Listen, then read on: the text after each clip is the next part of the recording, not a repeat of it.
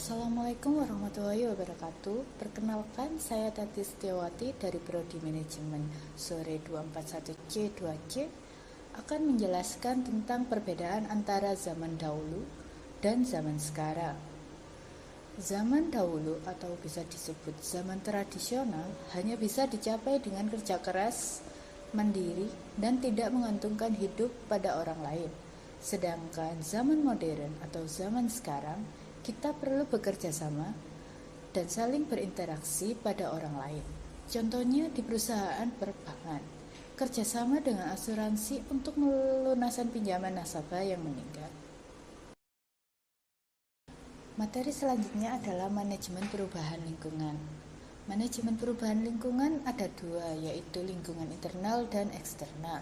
Lingkungan internal adalah faktor dari dalam yang mempengaruhi organisasi seperti manajemen, tempat di mana perusahaan beroperasi.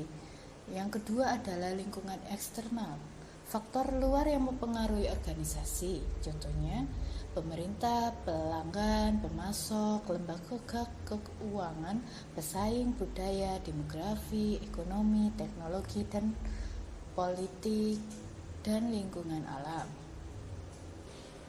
Pengaruh pelanggan. Pelanggan sebagai faktor lingkungan eksternal yang mempengaruhi organisasi. Kebutuhan pelanggan yang berubah. Misal perubahan dalam pelayanan seperti penambahan tempat duduk dan fasilitas AC. Yang kedua adalah pengaruh pemerintah. Pemerintah mengeluarkan aturan yang harus diikuti perusahaan seperti kewajiban untuk memperkerjakan penyandang disabilitas. Hal ini berkaitan dengan hak asasi manusia.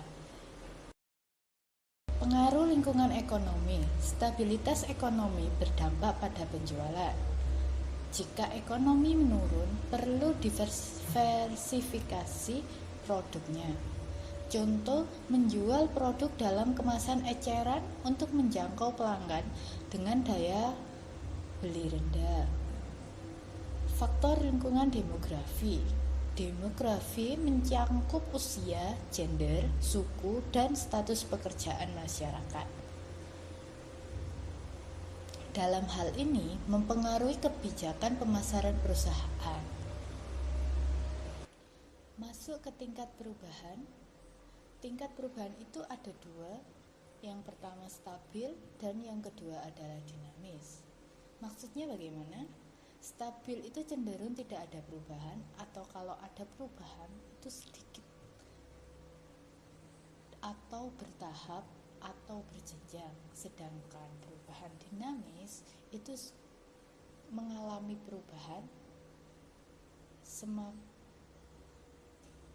perubahan dan ketidakpastian itu semakin tinggi. Semakin dinamis, ketidakpastian itu semakin tinggi, semakin sering berubah-ubah. Contoh strategi perusahaan yang pertama adalah bisa menggunakan penurunan ukuran produk untuk memenuhi kebutuhan pelanggan. Yang kedua, penjualan produk isi ulang untuk menjangkau pasar menengah ke bawah. Kesimpulan yang dapat diambil adalah pentingnya memahami berbagai faktor lingkungan yang mempengaruhi organisasi. Yang kedua, perusahaan harus mampu beradaptasi agar tetap eksis di pasar yang dinamis. Yang ketiga, riset perubahan yang terjadi dan ambil tindakan yang sesuai. Terima kasih, sekian dari saya. Wassalamualaikum warahmatullahi wabarakatuh.